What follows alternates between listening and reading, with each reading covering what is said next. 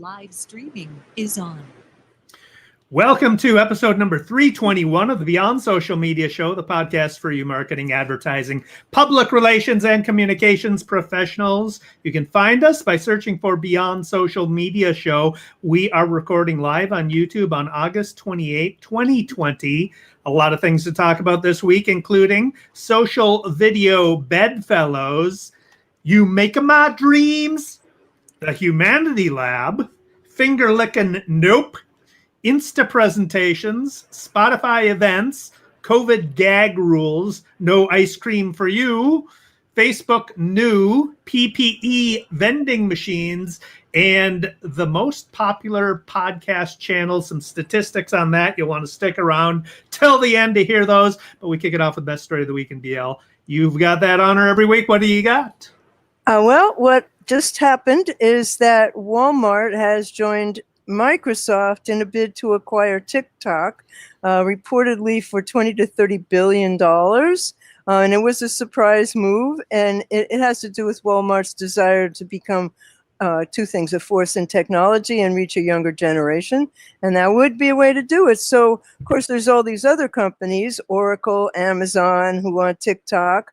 But if approved, Walmart and Microsoft would have access to hundreds of millions of consumers who could buy their products or become a lucrative audience for their ads. So in the filing this week, TikTok said it has nearly 100 million monthly active U.S. subscribers. That's up nearly 800% from January 2018. So Walmart's stock also ticked right up. But meanwhile, Trump said this week that he had banned American companies from advertising on TikTok, another sort of questionable, is he able to do that kind of move, but he doesn't worry about stuff like that. But anyway, that will be interesting because, kind of old fat people go to Walmart now. So if they want to get a younger crowd, being involved in technology will help. Yeah, it seems like it's more obvious that Walmart would be interested in TikTok than it is that Microsoft would. I agree. There's arguments for both sides, but getting a younger retail always wants a younger audience. They need to keep replenishing that pipeline, right? So it makes a lot of sense that way. And if there's a younger generation that, if this COVID thing sticks around for a long time, which it seems like it will, then people will start forming the habit of buying online more than they would have otherwise, and if you're already on TikTok, you might as well just shop there. Yep. So what do you got? I have. Did you play with toys at all as a little kid? Obviously, you played with toys as a little kid. Do you play with toy cars as a little kid? I did not have toy cars. Okay, I didn't. Yeah. So I did. I had a toy fire truck. All right. Well, that could apply, but not very specifically in this instance. I played with toys as toy cars as a kid, and Matchbox, the little. Oh, I had those. Yeah, I had those. So when you play with them as a kid, you're like, you drive them all over the place. You drive them up the leg of a table. You just imagine like you're in a sports car. So American Family Insurance is running this commercial now that plays off of that. It has a car that's being driven, and it's driving down a stairway banister. You see it go off the banister. It's driving through the shag carpet. You see the shag coming up. It drives up a leg of the table. It goes off goes on the table and splashes through a puddle of spilt milk. But it's all from the point of view of a grown man driving the car. So you're driving through the shag carpet. You're the guy. A grown man driving this car through the shag carpet and driving up the table leg and everything, all to the tune of Hall & Oates, You Make My Dreams Come True. And it is a perfectly targeted ad for Gen X guys who have finally earned enough money to buy their dream car. So it closes with the Gen X guy in his driveway with his dream car, his like Mustang or whatever. And I thought it was a perfectly targeted ad and well done. So we'll embed it in the show notes for people to watch. I love that. I've been seeing all these car ads, and it just seems so odd to me since no one's going anywhere. But every time, every time I'm looking at TV, there's car ad after car ad after car. I'm thinking, like, why? And anyhow, this is really, I like this story a lot. This is about the Humanity Lab, and it is a global collective of creators, storytellers, digital natives, and data miners, and they want to give back. And the fundamental purpose is to amplify, galvanize, and impact the anti-racism, pro-humanity agenda. So it was started by Veronica Marshall, who's a PR person at MSL. And she floated the idea on WhatsApp on June 2nd, and 60 people immediately agreed to participate. Though since then, they've had 6 clients, including a charter school that wants Black parents in particular to recognize that they have more options when it comes to how to educate their kids. The site for the Humanity Project says it will take action, awareness, and elections to influence society's greatest challenges, and that's why our 3 pillars are activism, education, and voting. And they want to partner with other 501c corporations like the 15% Pledge, which is an organization that asks companies to sell 15% of their products made by Black-owned companies. And so far, West Elm, Sephora, and Rent the Runway have joined that campaign. So what the Humanity Lab provides, it depends on what each individual partner needs, but some might only need a copywriter or a brand strategist, and others might need a larger team. And so they might build a website for them. But I just love the idea. They're all volunteers, and I just love the idea that they wanted to do that. That's great. That's a great story. I don't have anything to add to that. That's just fantastic. Yeah. I must be about fast food this week or this month, Yeah, because really. I seem to be talking about fast food in every past episode for the past month. And here's another one. This is from a Forbes article by Warren Schulberg, who reports that Kentucky Fried Chicken, KFC, one of the Yum brands, fast food brands, is dropping their finger licking good slogan in light of the pandemic safety concerns. So it's not a very good idea to bring your hand to your mouth or your face anymore. So, they're doing the right thing. They're not going to use the finger licking good slogan anymore, at least temporarily, until the plague passes. It's a little ridiculous. If you're already eating, you can lick your fingers. They're your fingers. I could see if I was licking someone else's fingers, but I mean, if they're my fingers, why can't I? Well, if you put your fingers on a you get your bucket of chicken from KFC. You open the door to something, and then So Catherine Tan Gillespie is the company's chief marketing officer. There's a quote from the article: "We find ourselves in a unique situation, having an iconic slogan that doesn't quite fit the current environment." And then, according to an AP story, KFC has called its tagline "the most inappropriate slogan for 2020." Well, at least they have a sense of humor. Right. They've used the slogan. Here again, you have fast food I'd never eat. Right. Well, I've been known to sneak once a year, maybe go to, KFC or Popeyes preferably, but KFC has used the slogan for 64 years, and they say that it will be back when the time is right. But obviously, it's not right now. So that's hilarious. I do not have more good news. I have a lot of bad news. I have a couple of smiles, but good news is all yours. All right, we are going to balance each other out because I've got plenty of good news and only one bad news. So so you can fill in on the other side.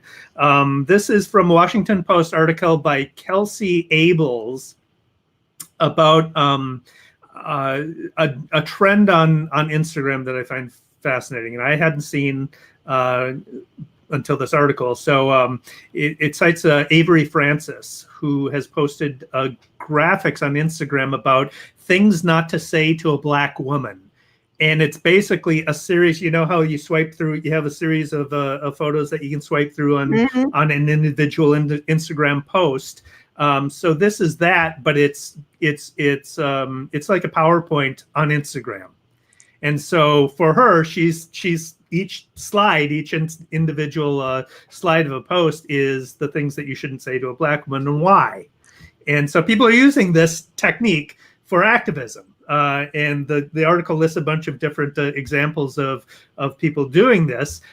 In this instance, this woman had just thrown it out. She was an HR professional based in Toronto, and she threw it up on her Instagram post and just because, and it took off. She got more than 370,000 likes on it, and so she's been doing it ever since. She has amassed a following of 80,000 followers, and they're pastel-colored text-based graphics that she creates in Canva with the messages that she wants to create. But work.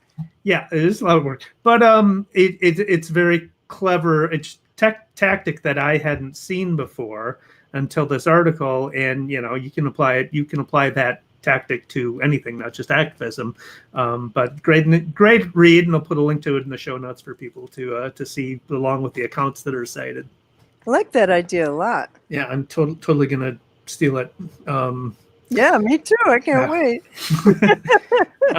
Spotify, this is from a TechCrunch article by Sarah Perez and Ingrid London, is developing a new feature that is not yet publicly available that will help alert music fans to an artist's upcoming virtual event. So the feature was discovered by reverse engineer Jane Manchun Wong. As I said, it's not publicly available yet. She dug through the code to find this, apparently. That's a job, a reverse engineer? I don't know if it's a job or if that's just what they're calling her because that's what she did. Okay. So Spotify already works with ticketing companies, Ticketmaster, Songkick, Eventbrite, etc. So they have the partnerships in place to do the ticketing to sell for virtual events. They also obviously have the infrastructure in place for the musical side of things. So it seems like a good match. Before the plague came along, live music had obviously been a very significant part of how musicians make money at sites that earnings for live gigs could be as much as 75% of top musicians' earnings. So it's a huge chunk of musicians' things that they need to recoup when they're not doing live gigs. But interesting new feature that we'll see if it comes to pass. But smart move, I think. Sure is. On to worst. That's okay. This is really plague related. Apparently, employees at some of the biggest companies in American business have been banned from sharing the fact that they have COVID and to alerting their coworkers. So this is from a Bloomberg Business Week story and a New York Times story. In Bloomberg, it was Josh Edelson, and the New York Times, it was Sapna Maheshwari. Workers at Amazon, Cargill, McDonald's, and Target all say that they've been told to keep their COVID cases quiet. The same sort of gagging is alleged in OSHA complaints, lots and lots of them, against Smithfield Foods, Urban Outfitters, General Electric. In an email that Bloomberg Business Week saw, this is really scary. Delta Airlines told its 25,000 flight attendants, please refrain from notifying other crew members or on your own about any COVID symptoms or diagnoses. At REI, Recreational Equipment Incorporated, an employee texted colleagues to say he tested positive, and he was told not to tell anybody and not to post or say anything on social media. So OSHA, at one OSHA complaint at a plastics company, Gene Extrusions, told workers not to discuss infections because they cannot afford to quarantine all of us. Most companies denied the allegations, but who do you believe?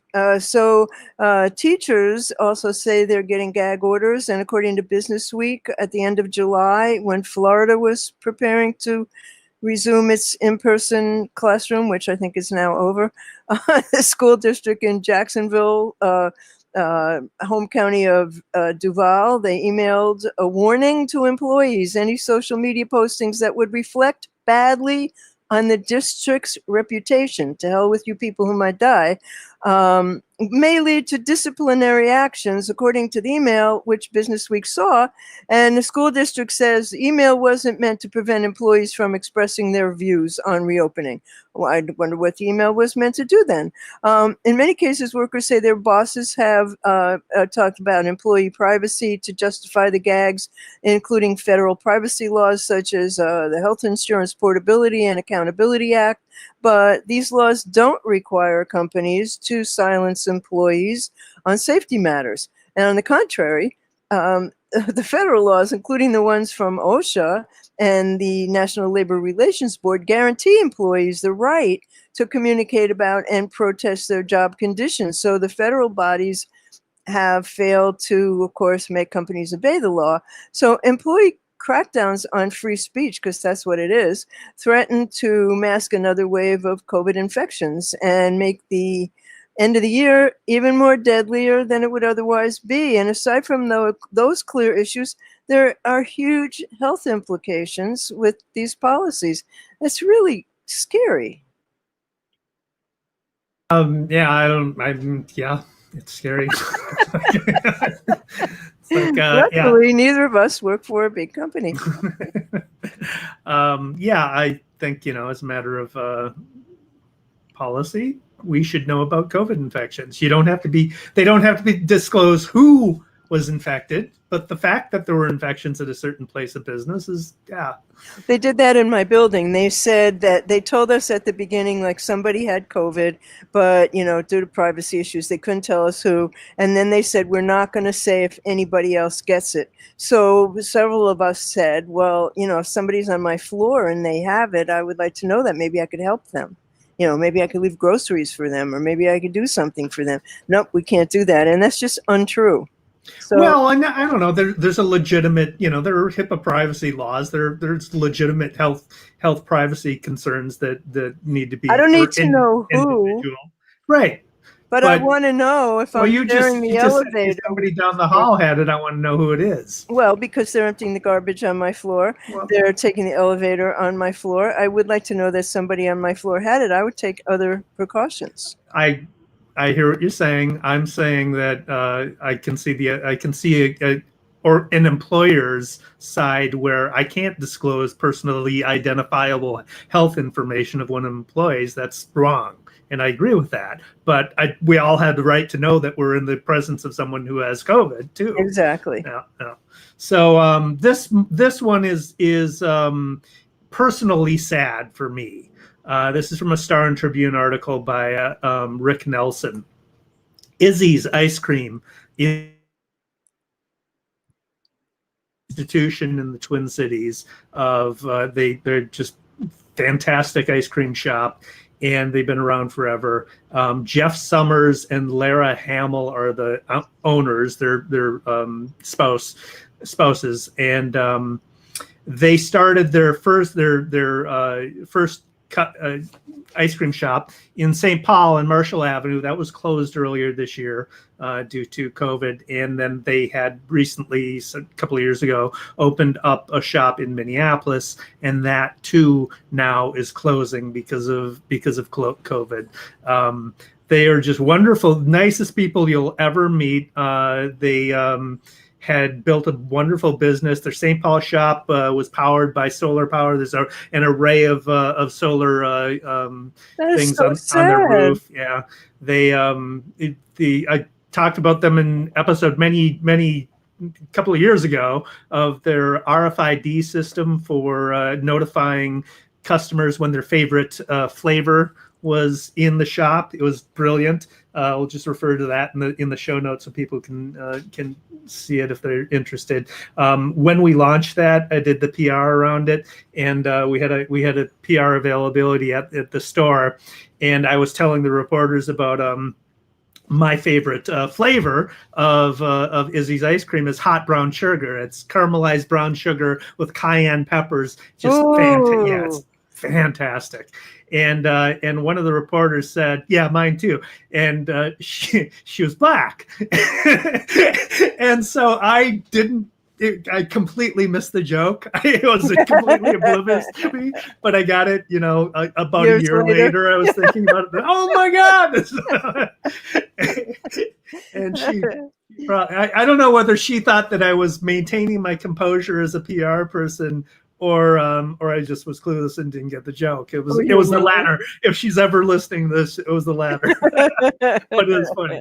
An ice cream store, that would break my heart. Yeah, my favorite story is I came to for a visit with Jeff for some meeting, and he was down in the dumps, and he told me why is he had, I think one of his employees was caught stealing from him, and obviously that's disappointing. But his response was, yeah, it's really a fail. It's my failing, is that I'm supposed to teach these kids, how to be better, how to do right from wrong and everything. He took it personally. It was his job to form good people of his employees, and so he felt that it was like his fault that it happened. And I was like, oh my God, that's such a good person. Yeah. Oh, that makes me sad. They are still in business, I should say. The shops are closing to the public. They're still selling retail, so I can still get their ice cream, although I don't know if I'm going to be able to get hot brown sugar because it's probably not as popular as I would like it to be. But yeah, still. All right, well, this is not about ice cream. This next one is horrible. Facebook knows what's going on Facebook, and they knew about a page called Kenosha Guard, which had issued a call to arms in advance of the protest in Kenosha, and multiple users reported the account and said it was inciting violence, and they were told it did not violate policy.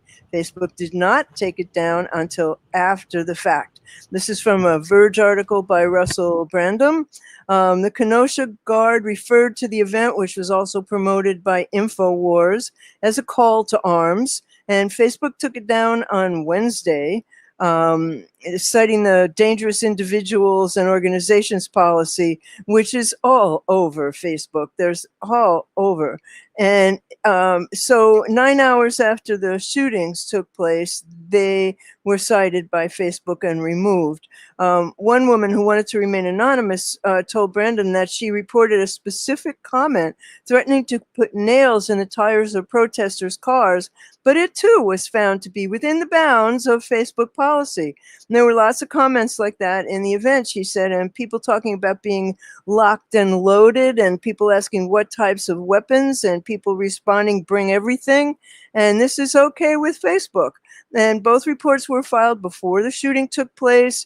They identified the event and the broader Kenosha Guard community as likely to incite violence, as being inciting violence. And last week, Facebook specifically identified militia groups as potentially inciting violence, but not this one. And they removed a bunch of them, but there were hundreds of groups affiliated with QAnon.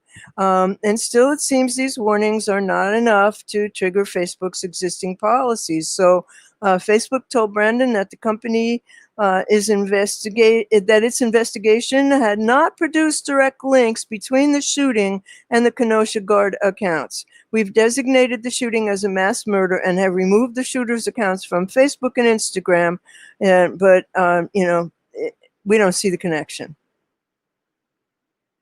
Early on, you kind of give the benefit of the doubt because it's hard to police this stuff and Not when people tell you. At some point, you lose the benefit of the doubt. It's kind of like police brutality. At some point, it keeps happening. So you don't get the benefit of the doubt anymore. People told them. People have identified the hundreds of QAnon and Boogaloo Boys and Proud Boys, and they're all still there. You can go and look. You'll see they're there. They haven't taken them off. I'm done with Facebook. So you have no more bad news? Oh, let me go on. I have this in bad news because I just think it's so sad. There are PPE machines, vending machines on campuses and in cities. So several vending machines with personal protection equipment have been installed at Marshall University in West Virginia. They, I mean, it's smart marketing, but it's just so sad. It's just gross that this is necessary. So this Monday, the start of the fall semester, this company called Rapid Masks to Go installed 4 vending machines filled with masks, hand sanitizer, gloves, and disinfectant wipes. And they were made available, and they also installed 4 machines in Philadelphia. But they're not the only company with PPE machines.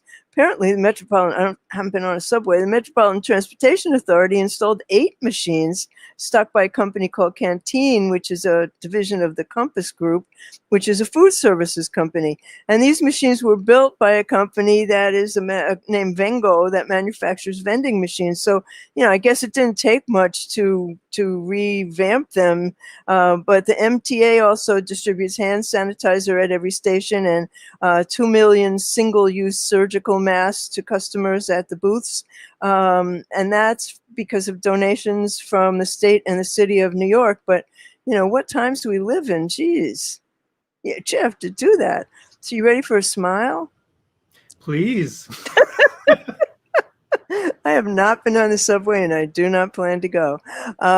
Okay, so this is about an artist who makes life-size sculptures out of Legos. We always have to have something about Legos in every show.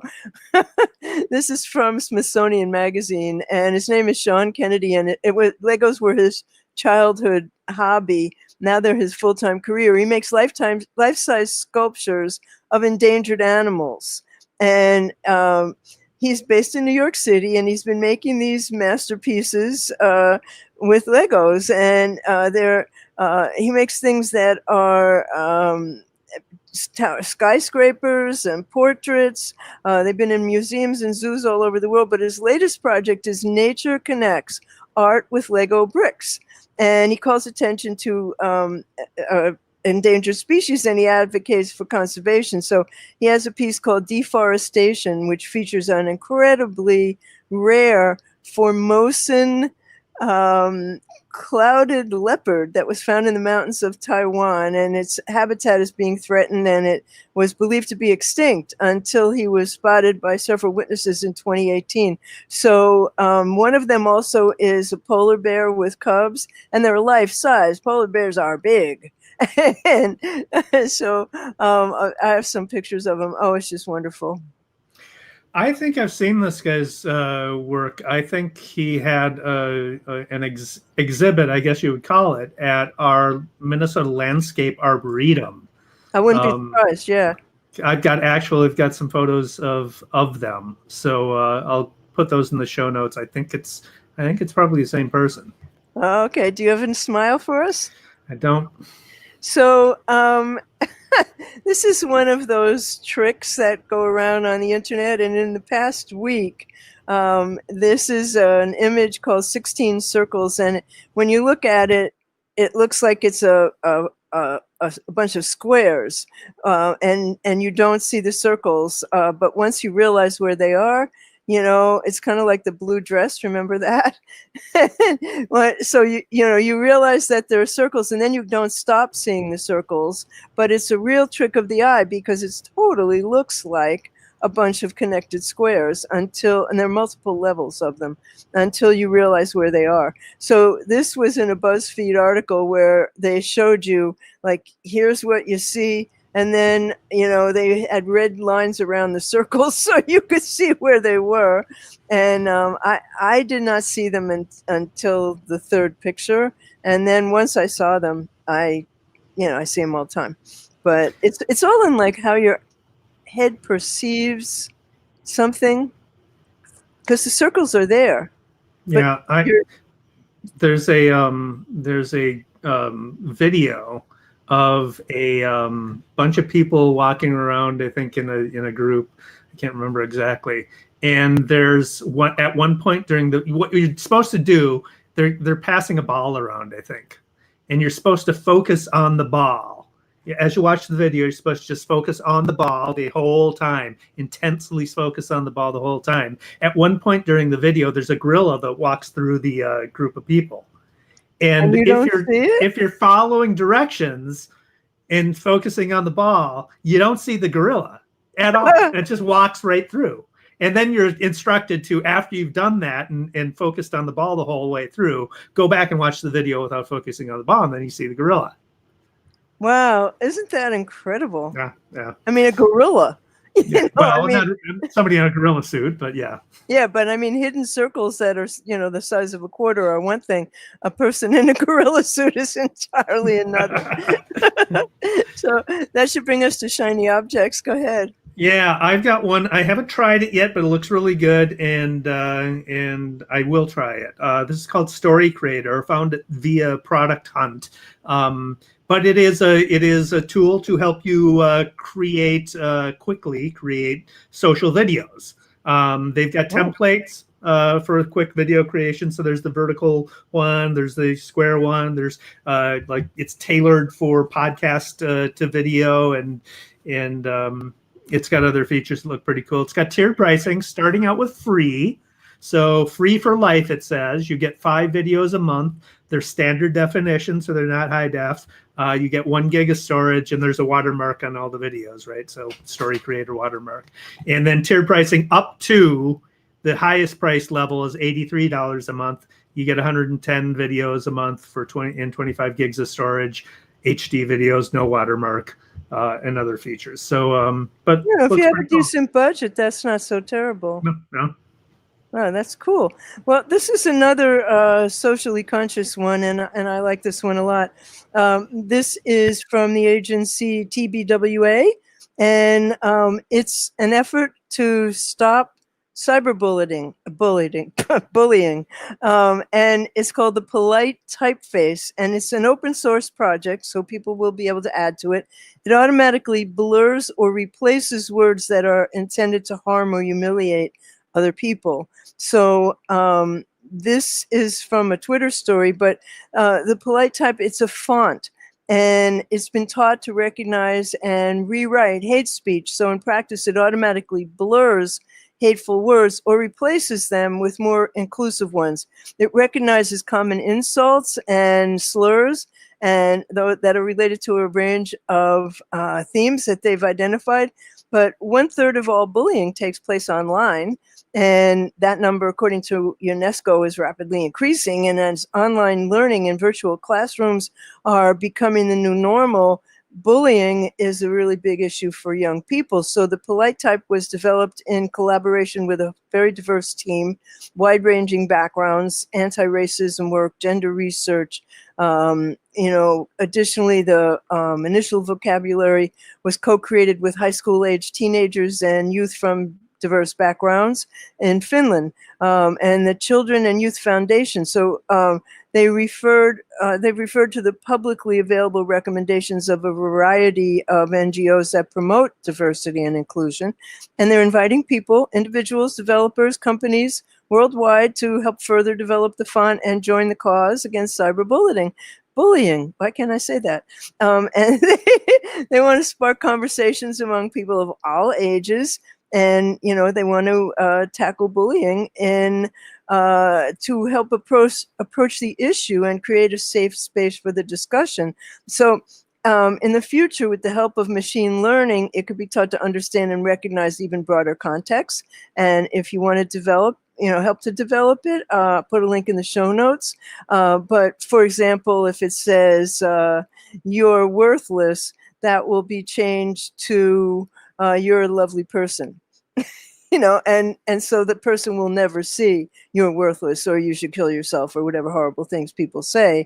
You're a person of value will come up instead. And so the idea is that you would never see the slur.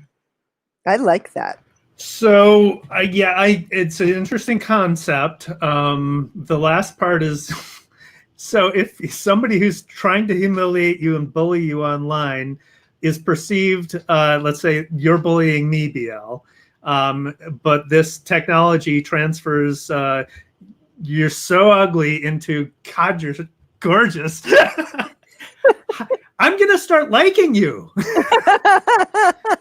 And then I don't know how that works. That relationship works. It only works, I guess, if you're using the polite typeface.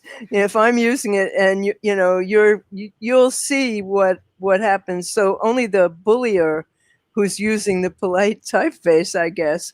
I'm not sure who has to be using it. That was not clear. This is the other question: is I don't know how it works technically. It can't be a font because fonts don't act that way. They're just a file, so they don't act that way. It's got to be like a browser extension or something that would intercept the language and then transform it. It's an that's app. the only way. It's actually an app. It's an app. Okay. Yeah. Right. Really interesting. So does that bring us to politics? Yes, it does. Okay. So I think this is super, super important. This is a state-by-state guide on how to request your ballot and when it's due so that you can vote by mail and make sure that it counts. This is from Wired. And, it lets you, if you want to check if you're registered to vote, then you go to vote.org/am I registered to vote. And it tells you, like it checked, like I didn't know if I was registered with my full name or BL.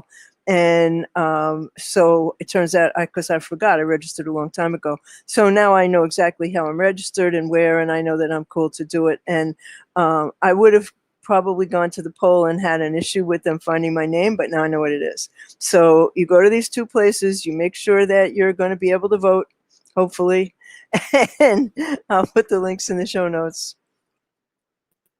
I mean, who would have thought there would be such a thing as a voting plan? I mean, gotta have one. You gotta make sure that mine is I voted in the primary by absentee ballot. In Minnesota, we can track our vote, track our ballot. Oh, wow. So you can see when it's been accepted and when it's been counted and everything. But I'm going to vote by mail. I'm going to do an absentee ballot and then bring the ballot to the county registrar to drop off. That's what I'm thinking. So it doesn't go through the mail. Yeah, that's what I'm thinking, because I think by then there won't be any mail. If there's an election. There will be an election, and there will be results, and they will be contested too. So, oh God, we'll have to deal with that. 2020 sucks, and the Farmer's Almanac says it's going to be a horrific winter to close out this lovely year that took 5 years to pass. All right. Let's wrap this up with some stats you need to know or want to know or would be should interested to know. Should know. This is from the Writers Institute for the Study of Journalism on the most popular podcast distribution channels. So we kind of talk about this whenever these numbers come out because they're kind of updating all the time. And this is no exception. This was done in February 2020. So pre-pandemic, kind of. Might have changed after that, but I don't think so. Which apps, websites do U.S. podcast listeners use to listen to podcasts? Spotify leads the way with 25% citing Spotify. Apple Podcasts at 20%. Google Podcasts at 16%. So the top three, those are your heavyweights. Pandora at 15%. Websites, so just listening to podcasts from a podcaster's website, streaming 11%, Audible at 10%, TuneIn 8%, and last on the list is Castbox at 5%, Stitcher, which I think used to be more popular, at 6%. So there you go. We'll put the chart in the show notes for people to see. Happy to know we're on all of those except Castbox. I think we're on Castbox too. Oh, we're on Castbox. Okay. All right. So that brings us to the end of episode 321 of the Beyond Social Media Show, which we have been bringing to you since 2013.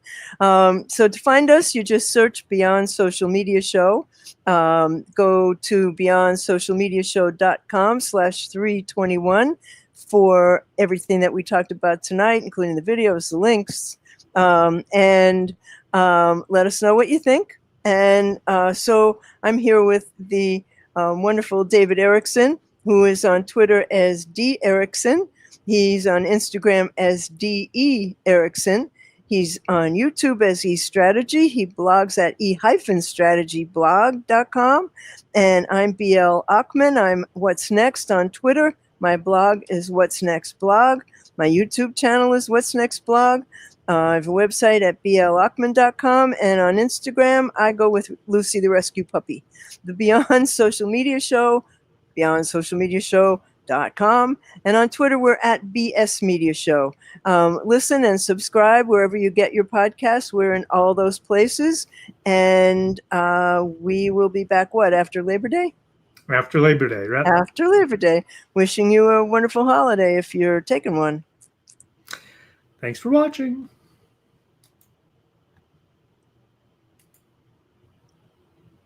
All right. Stream edit.